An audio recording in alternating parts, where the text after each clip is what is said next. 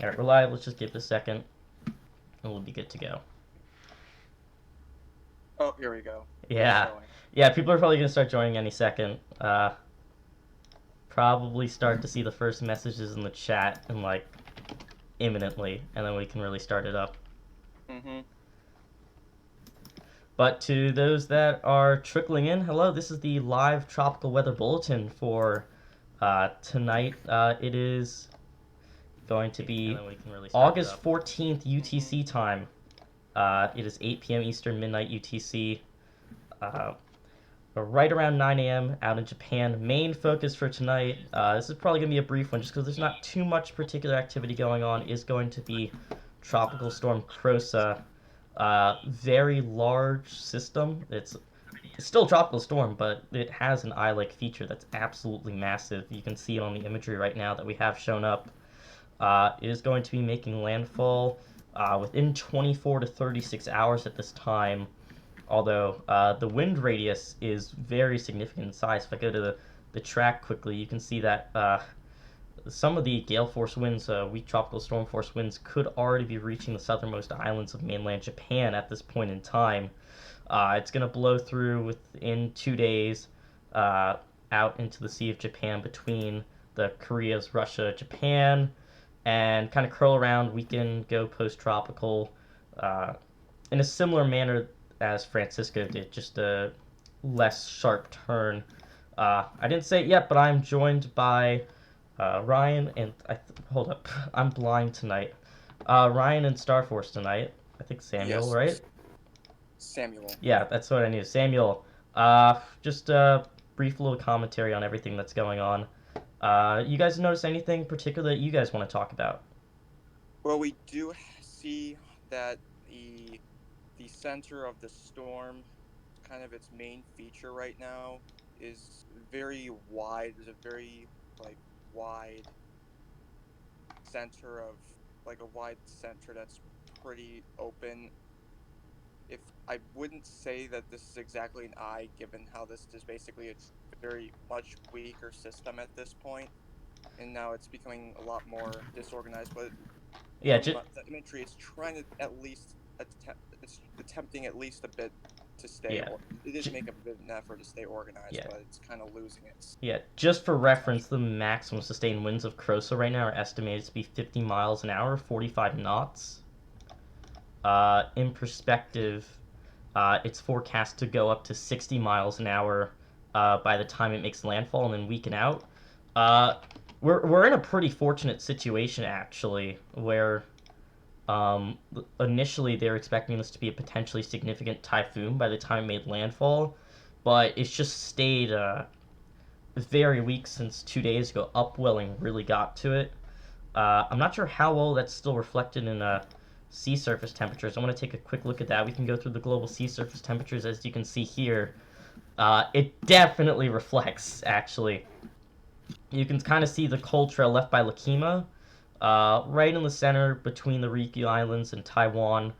Just a little bit of a cold patch that's closer to the 27s rather than the 30s that's everywhere else around it. South of mainland Japan, though, you see this huge pool of upwelling of, low 27s mixing in with the 26 degrees Celsius as Crosa stalled out there and just churned up all the water in the area, soaked up all the heat, and that's kind of what started to uh, kind of start to kill it off a little bit. You guys agree with that, obviously, and it just wasn't able to recover despite initial forecasts claiming that it would. Uh, but still, nonetheless, a dangerous situation for Japan itself. Definitely going to follow precautions if you're in the area as we track this through the next 2 to 3 days before it's more of a non-factor. We do have a couple disturbances in the Eastern Pacific if you guys want to go over those really quick. Yeah, sure thing. So I guess the main thing that we're watching in the Eastern Pacific at this point, it's not going to be much though. Invest 94E. It currently, I believe, it has, oh here, 40-60. 40, so it has a 40% chance of formation in the next 48 hours, 60% within the next 5 days, and It could end up becoming like a weak system, kind of like Henriette, I Yeah, would say, probably. yeah, Um, and just for reference, there is the GFS run. GFS does support development of 9040 as another weak tropical storm. We've kind of been in a string with the Eastern Pacific with these weak tropical storms that form for like a day or two and fizzle out. You'd agree with that? I don't know. We've kind of just been stuck in this pattern. And the past 2 to 3 have been like this. Um, but do you think yeah. this will develop as well? I'm not sure. It might develop. It could, obviously. I think that, if it were to develop, it would probably, I don't see it getting any higher than maybe 45 miles per hour.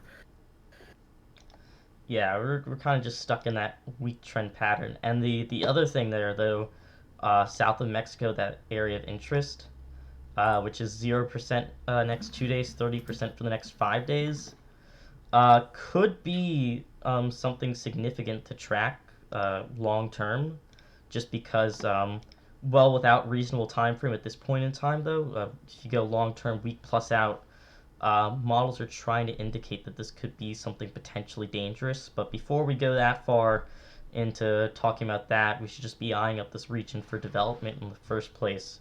We are going to expect something to potentially form there. I wouldn't be surprised if these odds start to raise in the next 2 to 3 days if we start creeping up from that 30% closer to 50 and higher, but it's still too far out for them to make a consensus for that. What they're still more focused on is 9040 at this point in time. I think we briefly mentioned it. Henriette is dead at this point in time. It dissipated into remnant low. I'm just going to show some quick imagery of it up on the screen. No convection with it whatsoever. A non-factor at this point in time, not going on to impact any land at all. And that's basically about it with Henriette. There's not much else to talk about with it. As per usual for this time, as we've been seeing the past few days, Atlantic has nothing at all. Nothing expected in the next 5 days of development. Long-term models are potentially hinting at some development, but too far out to say anything for certainty. And the Western Pacific, I think the other thing, I should probably just redirect to this quickly, is the Central Pacific also has an area of interest that's at 0% for the next 2 days, 20% for the next 5 days. It doesn't have model support right now. I can even just go show the general Central Pacific model runs quickly. This is the GFS. You can kind of see the low pressure area around 170 west, 10 degrees north. Doesn't develop it though at all in the Central Pacific. European doesn't support development either. So it doesn't look like it's going to develop here at all. Very unlikely at this point in time. But another thing to watch long term is that some models try to pick up on it more in the Western Pacific, potentially developing it there. But it's still well out of reasonable time frame. So in general, right now we're kind of just stuck with a wait and see kind of situation of watching for potential development later this week into early next week. And the only main threat that we're dealing with actually right now is Tropical Storm Krosa, which I do have up on screen again briefly before we head off. Rain bands starting to try to creep into southern Japan at this point in time, though. As we talked about earlier, though, massive system in terms of size and rainfall potential. I'll pull up the HWRF model potential for it in just a second. Let me see if I can pull that up really quickly. Yeah. Gotta just open up a new tab for that, actually. I know, I think I was hinting at more... let me see if I can pull that up really quickly. Rain swath. Certain areas it wants to have over 16 inches of rain. I know, I think I was hinting at more... which is definitely something to watch going into... certain areas it wants to have over 16 inches the next couple days. Are we having some echo, by the way? Is definitely something to watch. Going into... Okay, that's good. I just hear myself for some reason. But this is the rain swath from the HWRF. 16 inches possible once you get to a bit of the higher elevations, but wider swath of 8 inches expected. But this is the rain swath from the HWRF. 16 inches possible once you get to a bit of the higher elevations, but wider swath of And a agents little than bit of echo, expected, but this is the rain swath on the HWRF. back to Yeah. the main topic here. Once you get to a bit of the higher elevation. It looks like we got quite a bit of wider rain. swath of And agents a little than bit. There's a good expected, swath of rain that's gonna be impacting a good part of Japan. It looks like particularly southern Honshu and Shikoku as well as Kyushu. Yeah, I was gonna say same. I think echo's coming from you there, just the stream image. But we were talking Yeah, about. I believe it is. Yeah, you have your. I think you have your stream on an accident, man. But as we were talking about. I do have the stream muted. Yeah, main threat right now. I was now. Say same. I think Krosa obviously. Impact starting to reach Japan. Landfall 24 to 36 hours from now. I think you have your stream on an accident, man. Yeah, I would agree with that. But as we were talking about. I do have the stream muted. Yeah, main threat right now. Say same. I think Krosa. Okay, there we go. Yeah, I don't know what's up with the feedback. That's really weird technical difficulties that I wasn't really expecting. But I think we should have it resolved now. I think we're good. But as we were saying before ending things off, main threat right now, Crosa is the only active system that we're really tracking. Henry had died off. Impact starting to reach Japan at this point in time. Landfall in the next 24 to 36 hours as a moderate tropical storm strength expected. Rainfall is the biggest threat.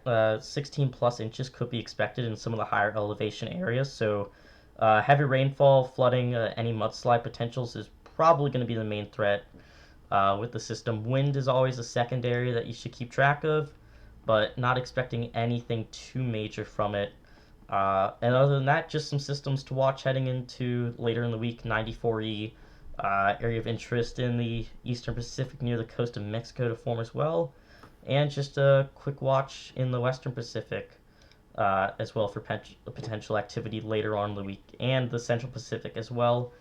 Even if development there isn't really likely. I'd like to thank everyone for coming out just for this brief little tropical weather bulletin update. A little bit of technical difficulties, but it's good just to provide an update. Just with everything going on in the tropics, good for us to provide some coverage.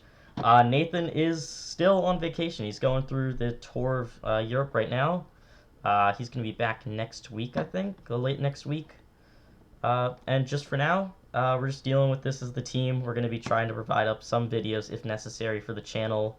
Hope you guys are enjoying this. Links below in the description just to check some things out. And thank you very much for joining. Have a great rest of your night, everyone. Good night. Have a great one.